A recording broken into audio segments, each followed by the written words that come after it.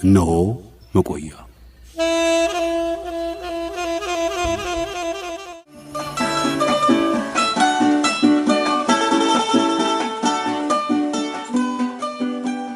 አጥፊና ጠፊ ትራምፕና ማዱሮ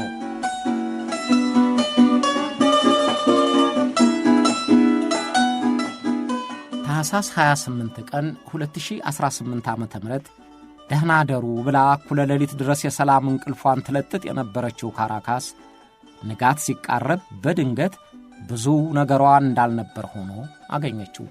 መንግሥት ተወግዷል፣ መሪ የለም፣ የጦር ካምፖች ነደዋል።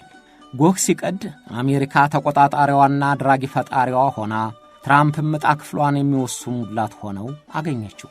የጦር ሰፈሮቿ ከጥቅም ውጭ ስለሆኑ ቤተ መንግሥቱም ተወሮ ባዕድ ስለገባበት ደህና ደሩ ያለቻቸውን ነዋሪዎቿን እንደምን አደራችሁ ልትላቸው አልቻለችም። ዓለምን ያስደነቀ ብቻ ሳይሆን ያስደነገጠ ጥቃት ነበር።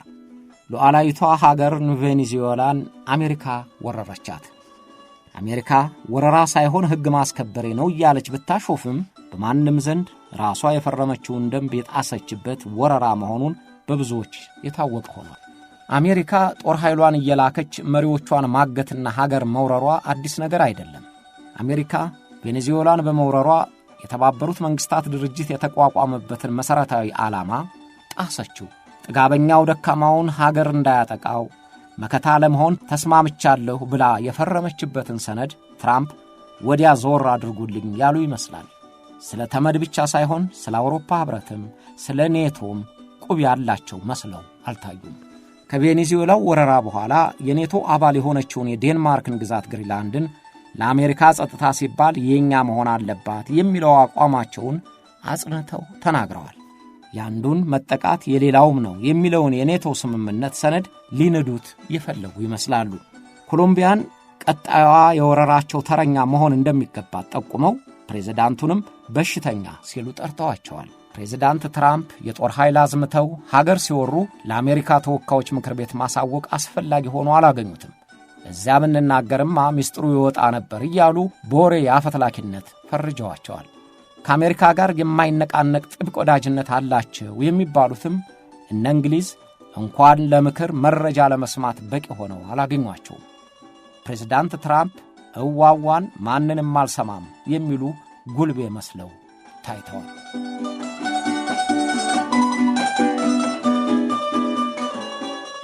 አሜሪካ ያቀደችውን ጥቃት እንደፈለገችው ለማጠናቀቅ 150 ደቂቃዎች አልፈጁባትም።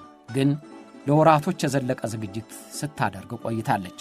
ለግዳጅ የተሰማሩት የአሜሪካ ወታደሮች ለ4 ወራት ያህል ዕለት በዕለት ልምምዳቸውን ሲከታተሉ መቆየታቸው አሁን እየተነገረ ነው።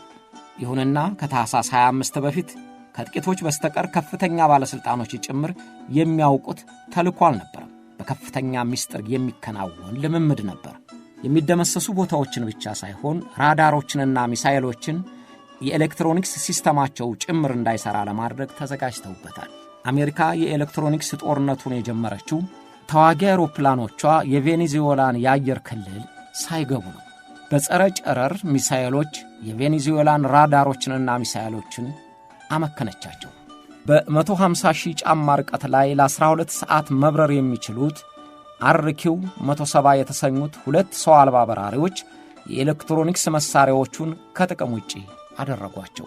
የጠላትን ፍሪኩዌንሲ የሚያፍነው ድሮንም ተሰማርቷል። እነዚህ የቬኔዙዌላን የአየር መከላከያ ቀድመው ካሽመደመዱ በኋላ ከ20 የጦር ሰፈሮቿ የተነሱ 150 ተዋጊ አይሮፕላኖችና ሄሊኮፕተሮች ወደ ካራካስ ከነፉ። የቬኔዙዌላን ሰማይ ያለ ተቀናቃኝ ስለተቆጣጠሩት ኢላማቸውን ለመምታት ከሚያስችላቸው ርቀት በታች ዝቅ ብለው ግዳጃቸውን ፈጸሙ። ከሌሊቱ 8 ሰዓት ካራካስ ጨለመች። ወዲያው ፍንዳታና እየተጉተለተለ የሚወጣ ጭስና ነበልባል ከተማዋን አንቀረቀባት። የሂጎርታ፣ የካርሎታ፣ የፎርትቲውና የሊበርታይደር የአየር ክልል ካምፖች ነደዱ። የጉዌራ ወደብና ወታደራዊ ጦር ሰፈሮች እንደ ዱብዳ በወረደባቸው የቦምብ ጥቃት ተቀጣጠሉ። እንኳንስ ሲቪሎች የጦር አዛዦቹና ፕሬዝዳንት ማዱሮ ጭምር ምን እየተደረገ እንደሆነ ባልተረዱበት ፍጥነት የዴልታ ልዩ ኃይሎች በቤተ መንግሥቱ ግቢ በገመድ መውረድ ጀመሩ። የአሜሪካ መከላከያ ባገኘው የተሟላ መረጃ ፕሬዝዳንት ማዱሮ የሚተኙበትን ክፍል ብቻ ሳይሆን ምስጢራዊ መተላለፊያቸውንም አውቆታል። ተመሳሳይ ሕንፃ ገንብቶ በጓዳ ጎድጓዳው ጭምር እንዴት እንደሚተላለፉ ሲያጠና ሰንብቷል። ስለዚህ ሙሉ ትጥቅ የታጠቁት ወታደሮች ለድግስ እንደተጠራ እንግዳ በየክፍሎቹ ሰተት ብለው ገቡ። ማዱሮንና ሚስታቸውን አግኝተው በእጃቸው ሰንሰለት አስገብተው ለዓይናቸው መከለያ አድርገው በተዘጋጀላቸው ሄሊኮፕተር አሳፍረው ወደ ፍሎሪዳዋ ጓንታናሞ አጓጓዟቸው።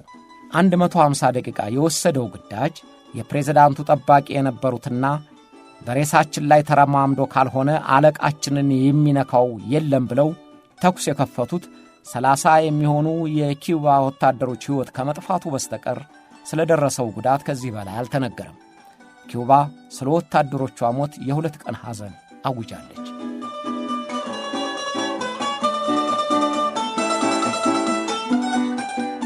የቬኔዙዌላ ሚኒስትሮችና የጦር አዛዦች የፕሬዝዳንታቸውን መታፈንና መወሰድ ያወቁት ፕሬዝዳንት ትራምፕ በኤክስ ገጻቸው ካስተላለፉት መልእክት ነበር። ፕሬዝዳንት ማዱሮ ከጓንታናሞ ወደ ኒውዮርክ ተወስደው በአደንዛዥ ዕፅ አዘዋዋሪነት ከአሸባሪዎች ጋር በመተባበር አሜሪካን ለማጥቃት በማሰብ ወንጀል ተከሰው ፍርድ ቤት ቀርበዋል። ማዱሮ ግን አሁንም ሕጋዊው ፕሬዝዳንት እኔ ነኝ ማለታቸውን አልተውም። ለፍርድ ቤቱም የነገሩት ይህንኑ ነው። እንዲህ ሆነው የሉዓላዊቷ ሀገር ፕሬዝዳንት በወረራ ታግተው ታሰሩ።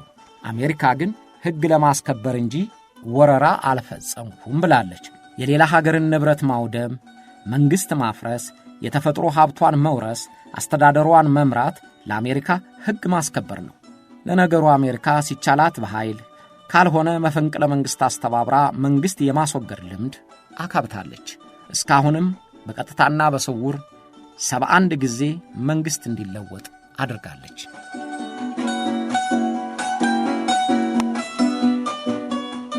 አሜሪካ በጉልበቷ ተመክታ ማን ይናገረኛል በሚል ጉልቤነት ሉዓላዊ የሆነችውን ሀገር በመወረሯ ብትወገዝም በወታደራዊ ብቃቷ ዘመናዊ የመከላከያና የማጥቂያ የጦር መሳሪያዎች በታጠቀችው ሀገር ላይ ያለምንም የሰውና የንብረት ጉድለት የፈለገችውን ለማድረግ ችላለች።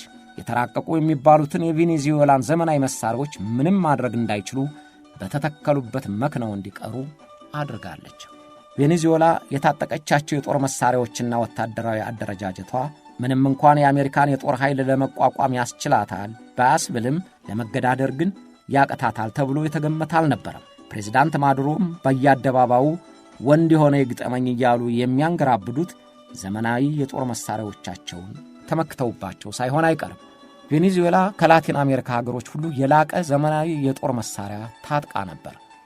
ሩሲያና እነ ህንድ የታጠቁትን ማንኛውንም የአየር እንቅስቃሴ አነፍንፎ ድራሽ አባቱን ያጠፋል የተባለውን ሩሲያ ሰራሹን ኤስ-300 ሚሳኤል ታጥቃለች። እጅግ ውስብስብና ዘመናዊ የሚባለውን የአሜሪካ ኤፍ-35 ተዋጊ ጄት መቆለፍ ይችላል ተብሎ ከፍተኛ ግምት የተሰጠውን የቻይናን JY-27 የተባለ ራዳር ታጥቃለች። ባለፈው መስከረም ወር 7 JY-27 በእጇ አስገብታ ነበር። HQ-9ና HQ-12 የተባሉ አይሮፕላንን በደረሰበት እየተከታተሉ ይበትናሉ የሚባሉትን ሚሳኤሎች በእጇ ነበሩ። እነዚህና ሌሎችም የአየር መቃወሚያና ዘመናዊ ተዋጊ አይሮፕላኖቿ አንዳችም እንቅስቃሴ ሳያደርጉ በያሉበት ወደሙ ወይም ከጥቅም ውጭ ሆኑ። በ20 ደቂቃ ውስጥ እንዳልነበሩ ሆነው በቬኔዙዌላ አየር የአሜሪካ በራሪዎች ፈነጩበት። Aquí lo espera en Miraflores. No se tarde en llegar, cobarde.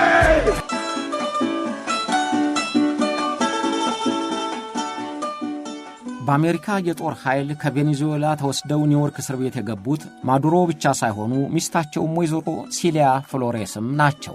ሲሊያ ፍሎሬንስ የማዱሮ ሚስት ብቻ ሳይሆኑ የአስተዳደርና የፖለቲካቸው ዋነኛ ምሰሶና ደጋፊያቸው እንደነበሩ ሲነገር ቆይቷል።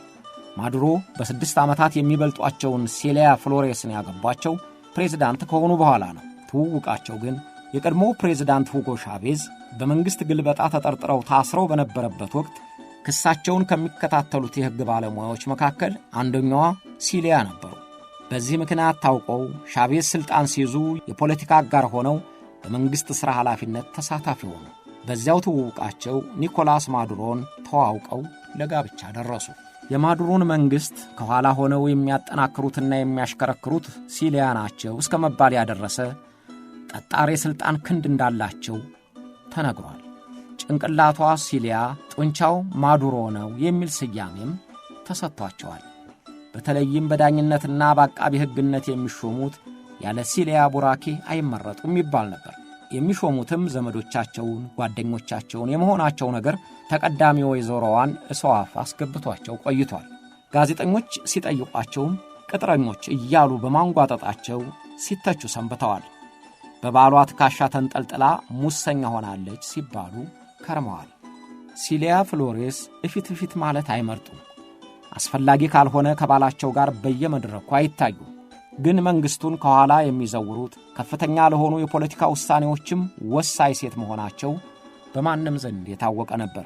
ከ10 ዓመት በፊትም የእህቶቻቸው 2 ልጆች አደንዛዥ ዕፅ ወደ አሜሪካ አስርጎ ለማስገባት ወንጀል ተጠርጥረው ሃይቲ ላይ ተይዘው የኒውዮርክ ፍርድ ቤት 18 ዓመታት ፈርዶባቸው ዘብጥያ ናቸው። በባላቸው መንግሥት አድራጊ ፈጣሪ የተባሉት ሲሊያ ፍሎሬስ አሁንም ሰንሰለት በእጃቸው ተጠልቆበት ከባላቸው ጋር መከራውን እየገፉ ነው። በኒውዮርክ ፍርድ ቤት ቀርበው ቀጣውን የመጋቢት ቀጠሮ እየተጠባበቁ ነው።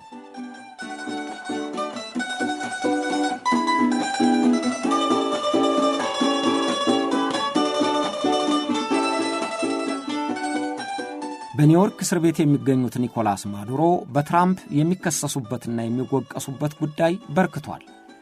በአደንዛዥ ዕፅ ዝውውር፣ አሜሪካን ለማጥቃት በመሞከር ወንጀል እንፋረዳቸዋለን የሚሉት አንሷቸው፣ በዚህ ሳምንት ደግሞ ዳንሰኛ በመሆናቸው ሰዋቸዋል። ይህ ሰውዬ በየአጋጣሚው ከዓመት እስከ ዓመት ሲደንስ ነበር ብለው ቁጭታቸውን በይፋ አሰምተዋል። ፕሬዝዳንት ትራምፕ አንዳንድ ጊዜ ነሸጥ ሲያደርጋቸው ለመደነስ ሲንቀሳቀሱ የሚታዩትን መሆኑ ነው። ማዱሮ በየጊዜውና በየአጋጣሚው መደነሳቸው ትራምፕን ሲያበሳጫቸው ከርሟል ማለት ነው። በእርግጥ ማዱሮ ዳንስና ጭፈራ ይወዳሉ። በሕዝብ ስብሰባ፣ በክብረ በዓልና በምርጫ ውድድር ጊዜ ጭምር ጭፈራውን ያስነኩታል። አጠገባቸው ካሉት ሴቶች ጋር ወይም ብቻቸውን ወይም ከብዙዎች ጋር እየተውረገረጉ ማሟሟቅ ደስ ይላቸዋል። አንዳንድ ጊዜም ጦርነት አይደለም ደስ ይበላችሁ፣ የማይረባው ጦርነት አይደለም ጦርነት ይቅር ደስ ይበላችሁ እያሉ በሙዚቃ መሳሪያ እየታጀቡ በድምፃቸው ያንጎራጉራሉ። ሌንጓሄ ታርሳኒያው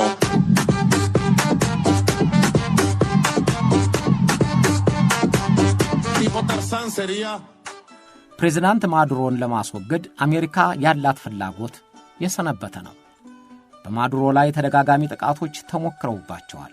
የሚያቀነባብሩትም አሜሪካና አጋሮቿ የደቡብ አሜሪካ ሀገር መሪዎች መሆናቸውን ሁልጊዜም ማዱሮ ሲናገሩ ቆይተዋል። ግን አዎ አድርጌዋለሁ የሚል መንግሥት አልተሰማም። አንድ ጊዜ ፕሬዝዳንት ማዱሮ ሥልጣን በያዙበትን ቀን በሚያከብሩበት ወቅት እርሳቸው እንዳሉት አሜሪካና ጎረቤቶቻቸው ከተቃዋሚዎቻቸው ጋር አብረው ከደገሱላቸው የሞት ድግስ ለጥቂት ተርፈዋል። ኒኮላስ ማዱሮ ሲመተ በዓላቸውን በታላቅ ወታደራዊ ሰልፍ ለማክበር ከሽማምንቶቻቸው ጋር በሰገነት ላይ ቆመዋል። በዓሉን ለማድመቅ ለፕሬዝዳንት ሥልጣናቸው ክብር ባንገታቸው አጥልቀው እስከ ሽንጣቸው የተንዠረገገውን የወርቅ ሰንሰለት ኒሻን አጥልቀዋል። በግራና በቀኛቸው ከኋላቸው ጭምር የተለያየ ማዕረግን የሚያመለክቱ ወታደራዊ ኮከቦችን በትከሻቸው ላይ የገጠገጡ፣ ሜዳሊያ በደረታቸው የሰደሩ ከፍተኛ የምድር የአየርና የባህር ኃይል ወታደራዊ አዛዦች ተደርድረዋል።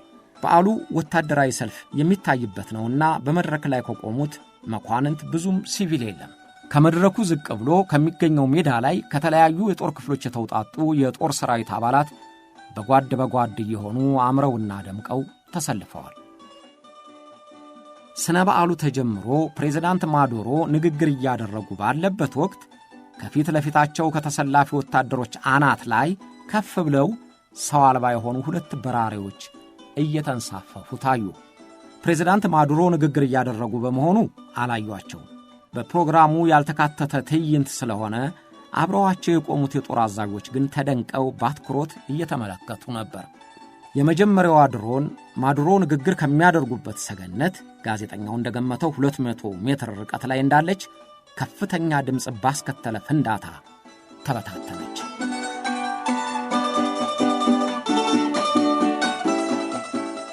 ያን ጊዜ ፕሬዝዳንት ማዱሮ ንግግራቸውን አቋርጠው ተገርመው ቀጥ ብለው ቆሙ። አልደነገጡም፣ ለመሸሽም አልቃጡም። አጠገባቸው ያሉ አንዳንድ የጦር አዛዦች ግን ከመድረኩ በድንጋጤ ለቀው ሲሸሹ በቪዲዮው ላይ ይታያል። የፍንዳታው ድምፅ ተሰምቶ በራሪዋ ስትነድ የማዱሮ ጠባቂዎች እየተወረወሩ ፕሬዝዳንቱን በጥይት መከለያ ሸፈኗቸው።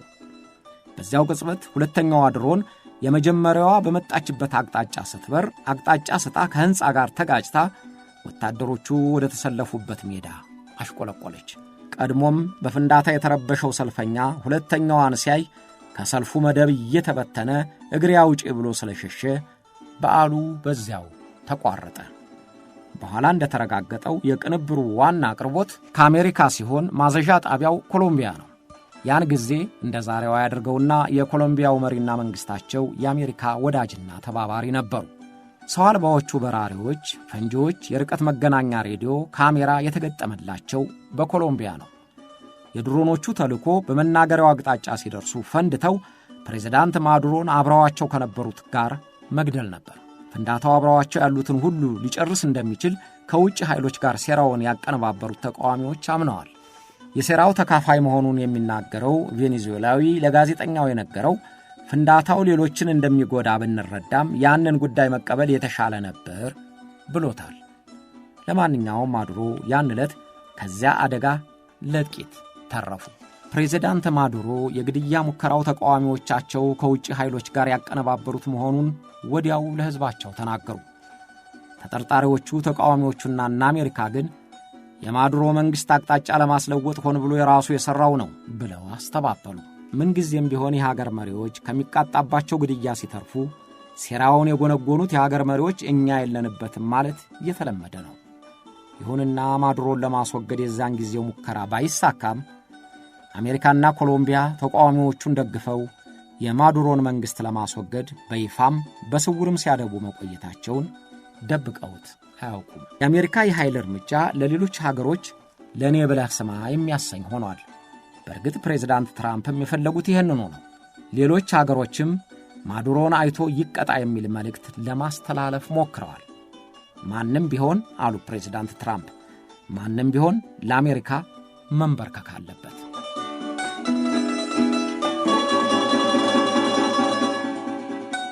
ፕሬዝዳንት ማዱሮን አሜሪካና የአውሮፓ ሀገሮች የላቲን ሀገሮች ጭምር በጠላትነት አይተዋቸው መውጫ መግቢያ እንዲያጡ በፖለቲካውም በኢኮኖሚውም ቀስፈው የያዟቸው ሥልጣን ከያዙ ጊዜ ጀምሮ ነው። የገንዘብ አቅማቸው እንዲኮላሽ፣ የቬኔዙዌላ የውጭ ንብረት እንዲታገድ አድርገዋል። ስለዚህ እንኳን ለራሷ ለሌላም ትተርፋለች የምትባለው ሀገር ከውጭ ለሚገቡ ዕቃዎች የሚከፈል ገንዘብ እስከ ማጣት ደርሳ ነበር። በለንደን ባንኮች የተቀመጠውን 1.2 ቢሊዮን ዶላር የሚገመተውን የቬኔዙዌላን ወርቅ ለችግራቸው ለማዋል ሲጠይቁ አንሰጥህም ተባሉ። ባንኮቹ ለመከልከላቸው የሰጡት ምክንያት አሜሪካ የማዱሮ መንግሥት የገንዘብ ዝውውር እንዳያደርግ ስለከለከለችን ነው የሚል ነበር። በእነዚህ ሁሉ ምክንያቶች የመድኃኒት፣ የምግብ የመሳሰሉት ምርቶች አጥረው ሕዝቡ ሲፈተን ቆይቷል። አሜሪካና ተባባሪዎቿ በጣሉት ማዕቀብ ችግሩ ስለተባባሰ አብዛኞቹ አካባቢዎች የኃይል አቅርቦት አጥሯቸው ቆይተዋል።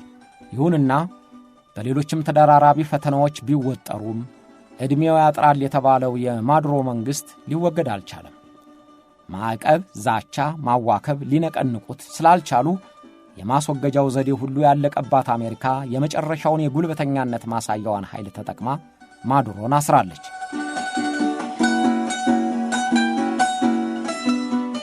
የእነ አሜሪካ ዕለት በዕለት ማስፈራሪያ የሚጎደጎድባቸው ማዱሮ የሚደግፏቸው ወዳጆችም ነበሯቸው። በጸጥታው ምክር ቤት ጭምር የሚታገሉላቸው ቻይናንና ሩሲያን የመሳሰሉ ወዳጆች አፍርተዋል። በጸጥታው ምክር ቤት የቬኔዙዌላ ምርጫ ተሰርዞ እንደገና ምርጫ እንዲደረግ የቀረበውን ሐሳብ ድምፅን በድምፅ በመሻር መብቷ ተጠቅማ የሩሲያው ቭላዲሚር ፑቲንም መሪውን መለወጥ የሚችለው የቬኔዙዌላ ሕዝብ ብቻ ነው ብለው ደግፈዋቸው ነበር። አሁንም ሁለቱ ኃያላን ሩሲያና ቻይና የአሜሪካን እገታና ወረራ በጥብቅ አውግዘዋል። ግን ውግዘቱ ለትራምፕ የሚሰማ ስላልሆነ ለጊዜው ለውጥ የሚያመጣ መስሎ አይታይም።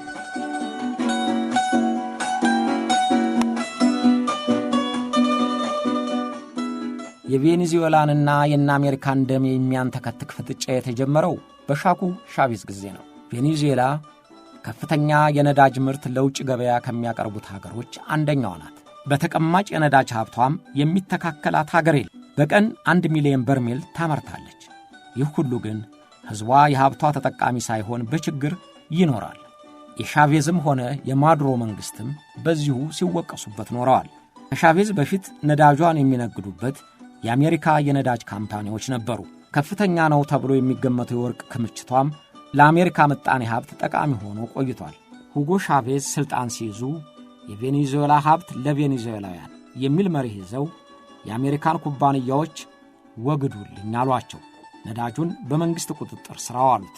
የምጣኔ ሀብታዊ ግንኙነታቸውን ወደ ሩሲያና ቻይና ስላደረጉ አሜሪካውያን ሁሉ ሀብት ባይኗ ስር ሲያልፋት ስታይ መታገስ አቃታት።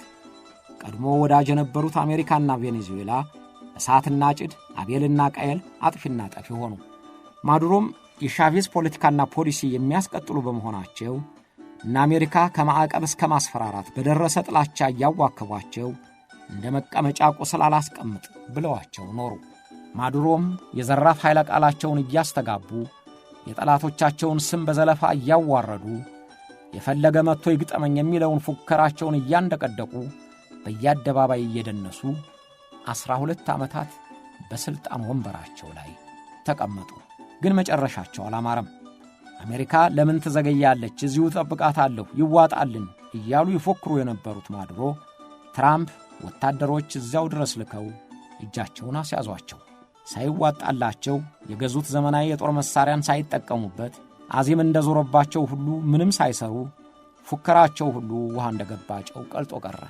አሜሪካም ማንንም አልሰማም ባይነቷን የሁሉም ነገር ማጠንጠኛው ጉልበትና ሀብት መሆኑን አሳየችበት።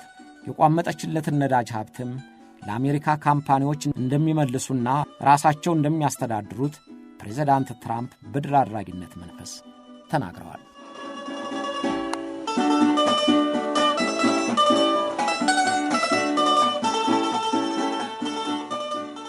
ፕሬዝዳንት ማዱሮ ቁመታቸው ዘንጣፋ ሊባል የሚችል ረጅም፣ እጃቸውን እያወናጨፉ የኃይልና የሞቅታ ንግግር ማድረግ የሚመርጡ መሪ ናቸው። በንግግራቸው ከቀዳሚያቸው ሁጎ ሻቬዝ የሚለዩት ጠላቶቻቸው የሆኑትን የአሜሪካ መሪዎች ዲያብሎስ፣ አህያ፣ በጥባጭ፣ ነፍሰ ገዳይ እያሉ የማይዘልፉ መሆናቸው ነው። እና አሜሪካንና የሚጠሏቸውን ጎረቤቶቻቸው የሆኑትን መሪዎች ቀኝ አክራሪዎች፣ ዘረኞች፣ ባንዳዎች፣ ተለጣፊዎች፣ አድርባዎች ነበር የሚሏቸው። የ63 ዓመት ዕድሜ ያላቸው ማዱሮ መካከለኛ ገቢና ግራ ዘመም ዝንባሌ ካላቸው ወላጆቻቸው የተወለዱት እዚያው ቬኔዙዌላ ነው። በካቶሊክ እምነት ታንጸው ያደጉት ማዱሮ የዩኒቨርሲቲ ትምህርት የላቸውም። በአውቶቡስ ሹፌርነት ሥራ ጀምረው ወደ ፖለቲካው የተቀላቀሉት የሹፌሮች ተወካይ ሆነው የሠራተኛ ማኅበር ሹም ከሆኑ በኋላ ነበር። የሶሻሊስት ፓርቲ አባል ሲሆኑ በኪውባ የ1 ዓመት የፖለቲካ ትምህርት ሥልጠና አግኝተዋል። ወደ ቬኔዙዌላ ከተመለሱ በኋላ ሁጎ ሻቬዝ በ1980ዎቹ መጨረሻ ያልተሳካ የመፈንቅለ መንግሥት ሙከራ በማድረጋቸው ታስረው ነበርና እንዲለቀቁ ከፍተኛ ዘመቻ ካደረጉት ውስጥ ማዱሮ አንደኛው ናቸው። በዚህም ከሻቬዝ ጋር ለመታወቅ ዕድል ሰጣቸው። ማዱሮ የሕዝብ እንደራሴ ሆነው ሲመረጡ ፓርላማው አፈ ጉባኤ አድርጎ መረጣቸው። ሁጎ ሻቬዝ በተራቸው ፕሬዝዳንት ሲሆኑ የውጭ ጉዳይ ሚኒስትር ስላደረጓቸው በተፋጠነ እርምጃ የመንግሥት ከፍተኛ ባለሥልጣን ለመሆን በቁ።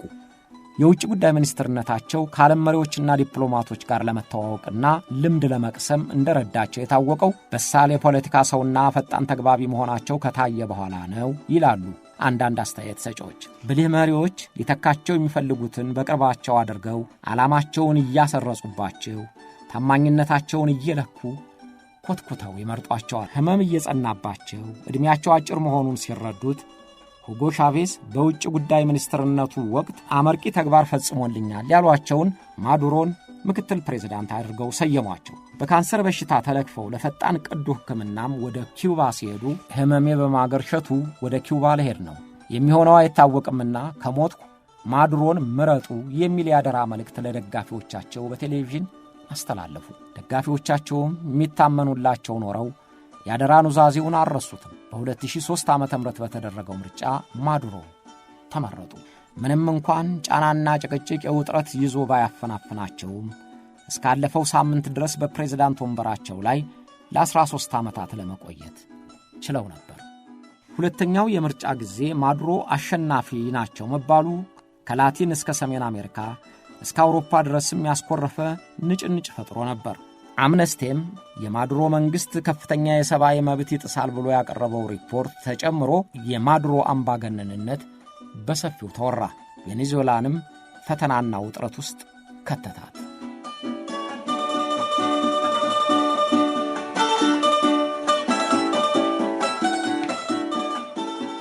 ባለባበሳቸው የቬኔዙዌላን ባንዲራ ቀለም ወይም ቀይ መለዮ ማድረግ ይወዳሉ። ቀይ መሐረብም አንገታቸው ላይ ይቋጥራሉ። ይህን ሁሉ ሲባሉ የኖሩት ማዱሮ አሁን ግን እስከ ዕድሜ ልክ በሚያደርስ ሥርዓት በሚያስቀጣ ወንጀል ተከሰው በኒውዮርክ እስር ቤት ውስጥ ተወርውረዋል። ቬኔዙዌላም ባለየለት ብሽታ ተደናግራለች።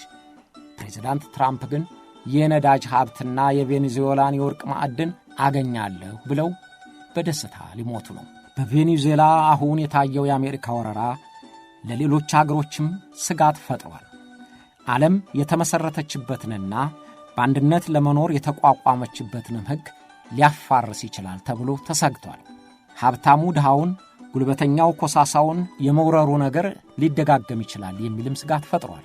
ዓለም የሚበጃትን ይዘዝላት። አብራችሁን ስለቆያችሁ እናመሰግናለን።